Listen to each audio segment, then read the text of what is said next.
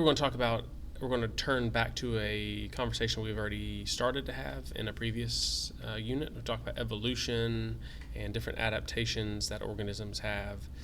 Today we're going to talk about these specifically in their environment. So the unit being ecology and talking about ecosystems. We're going to talk about how some animals, or how animals have adaptations specific to their ecosystem, and how plants, we're going to talk about the tropisms, and we'll talk about tolerance curves. So let's jump in.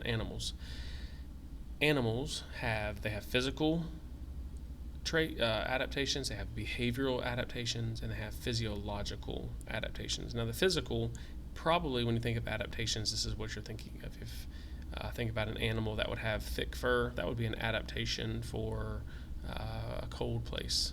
Ear size could be an adaptation for, a lot of times people would say how well an organism can hear, but I was thinking specifically about organisms that have large ears so that they can get rid of their heat easily. So if you're in a warm environment, a very hot environment, like a fennec fox, they have large ears and they can get rid of some of their body heat quickly through those large ears. And or you got blubber as well. Blubber would be another one that would be a good storage of energy, and it would be insulation for animals that are in cold water.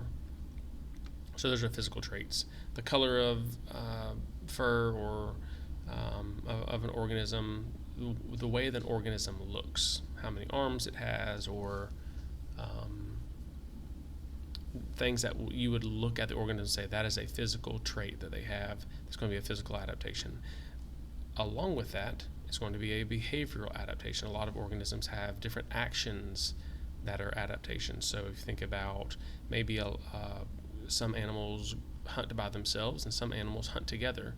A behavioral adaptation might be that a group of organisms hunt together to eat their prey. Think wolves or lions. And that would be a behavioral adaptation. I wrote down burrowing.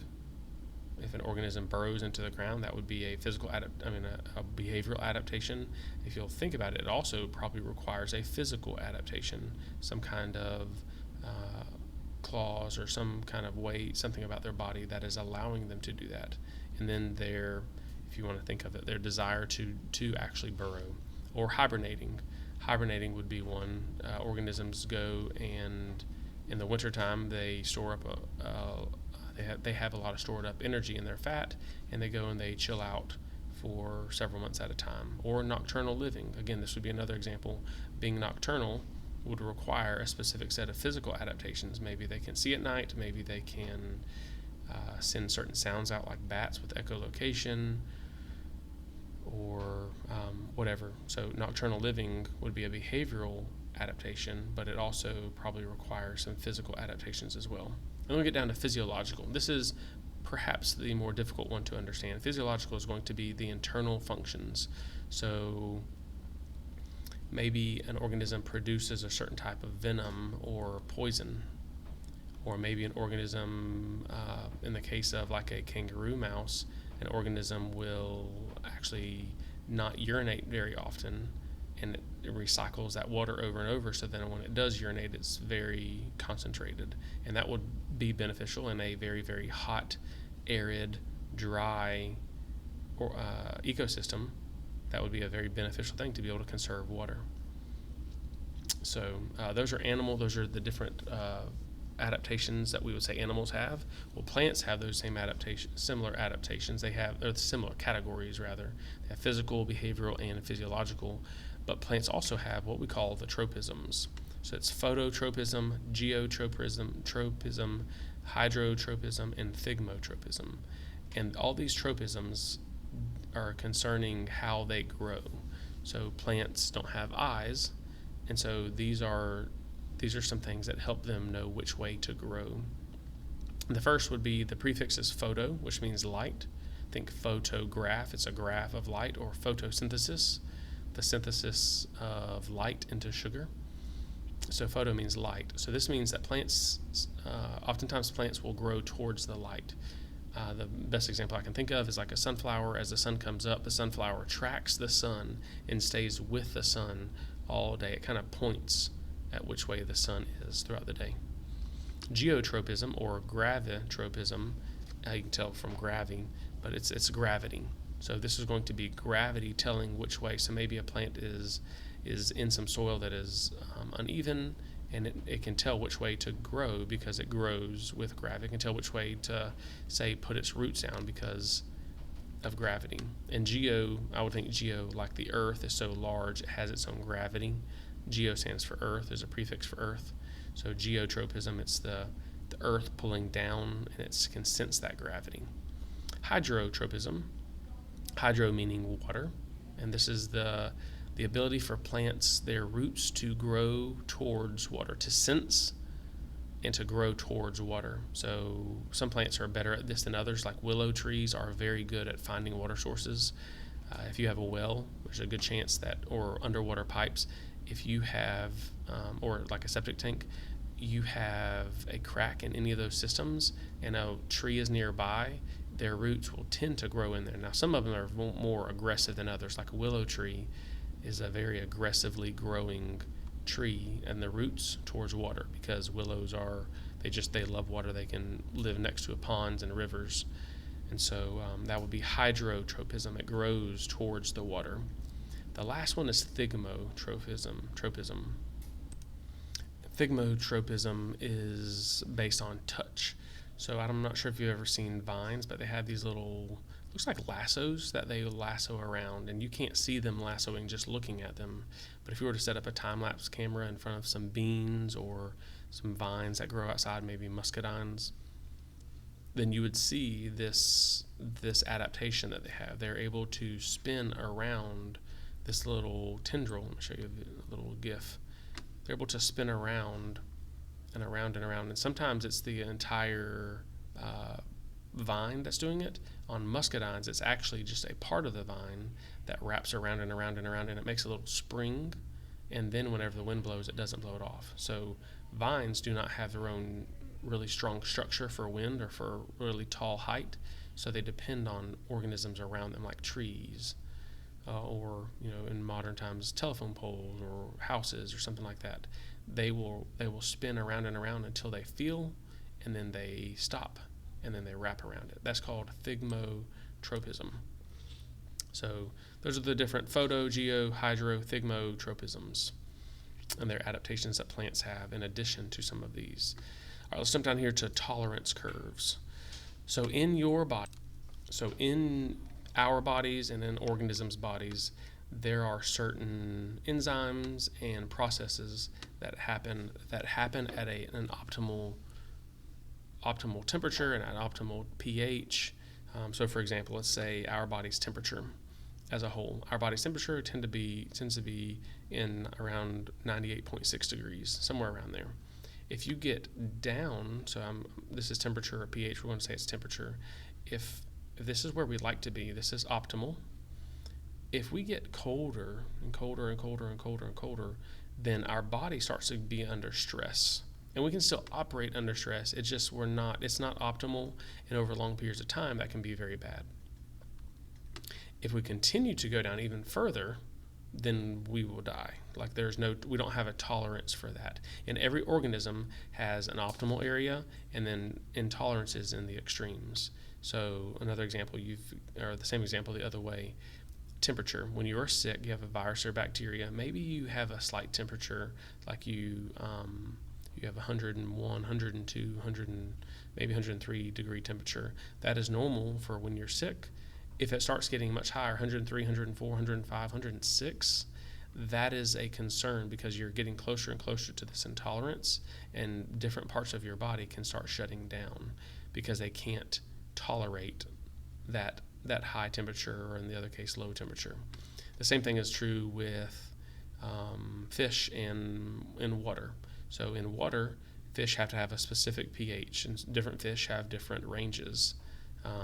Just like we can have like a 98 or 99 degree temperature and it still be optimal, they have different range that is optimal for pH. If it gets too low, which is acidic, or too high, which is alkaline or basic, then that becomes stressed out. They become stressed out, and over long periods of time, that can be really bad. If it goes too far alkaline or basic, or too far acidic, then it will kill them. And it's interesting what's actually happening there. One of the things that's actually happening there is the fish, like us, the fish depend on bacteria. And the way that fish depend on bacteria is when if you think about them swimming in water, they are pooping and peeing, and like their waste products are going into the water, and that can become really bad for them to be breathing and consuming the water, the same water that they have put their waste into. So there's a bacteria that actually is beneficial to them, kind of like we have beneficial bacteria in our stomach. The bacteria that's beneficial to them is in the tank, oftentimes down in the rocks or in the bottom, and it's actually breaking up some of the chemicals, the nitrogen-based chemicals. It's breaking them down so that there's not a high amount of ammonia, which is a nitrogen-based chemical. If there's too much ammonia, then the fish will be stressed and eventually die. But that bacteria breaks it down. Well, if that bacteria doesn't have the right pH, it will die, which will then kill or hurt the fish. So they have a tolerance curve concerned with pH. So different organisms, you can have a salinity tolerance curve. Most of the ones you're going to see is going to be temperature and pH. So that's a tolerance curve. I'll show you. There's plenty of examples if you want to look up of tolerance curves. So here's one. This is one that has a bunch of just general things. So it's got, this is talking about temperature. You can see on the x-axis it's talking about temperature and the rate of growth. They love, whatever this organism is, they love this temperature range right here. So this blue, it loves temperature range around 0 to 5 degrees Celsius, right at freezing, right above freezing. That's pretty cold. If it gets 10, 15 degrees below that, or below freezing, then it's pretty rough, it's stressed out. If it gets much more than that, then it dies. The same is true this way. If it gets up to 10 to 15, stressed out and eventually dying. So this is the tolerance curve of temperature for this organism. This organism, this extreme thermophile, it loves the warm temperatures. It does good everything above 100 up to about 125 or so, does really, really well. Anything more than that or less than that, it starts to being stressed out. And if you'll notice, this curve really quickly drops. It does fine at 125, but at like 127 or 8, it's dropping down really fast. By the time it's at 130, it's pretty much it will die. So this is the tolerance curves for different organisms. You do not need to memorize the different organisms. You just need to be able to read the graph if we give you a graph. All right, so some organisms, leaving tolerance curves coming over here, some organisms are adapted to deal with stress. And so they are adapted within this range to deal with stress. So if their body temperature gets too high or too low, then they will die. But they have adaptations that keeps their body temperature, or whatever the tolerance curve is showing, it keeps it there. So for example, temperature. Some organisms have to keep their body up pretty warm, but they can live in very cold environments because they have insulating fur. Or other organisms may have proteins in their body that keep them from freezing. So there's fish, I believe there's fish that live in very, very cold environments that have antifreeze proteins. There's also concerning pH, how acid or basic something is. There's bacteria that can release enzymes to make it more neutral, make it to where it needs to be. Concerning fires, there's fire-resistant seeds. So that fire actually damages some plants and some seeds, but other plants and other seeds, it's actually required. Fire is a required thing for those seeds to do well, for that plant to do well. And then drought. So again, these are stresses: temperature, high or low, pH, high or low, fire, present or not, drought, which would be amount of water that's falling from the sky or not. So succulents, think cactuses, aloe plants, they can hold water really, really well. They have thick, waxy leaves. Oftentimes they're kind of leathery, and they can also have things that keep other organisms from biting them. Think like a cactus that would have little spines and pokies that will keep other organisms from attacking them. So all of these are just different adaptations that organisms may have. Sometimes it's things that they have, sometimes it's things that they do or are able to do.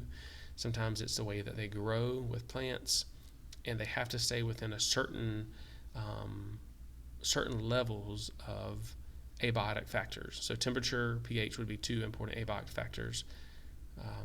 They've got to have adaptations to live in those situations.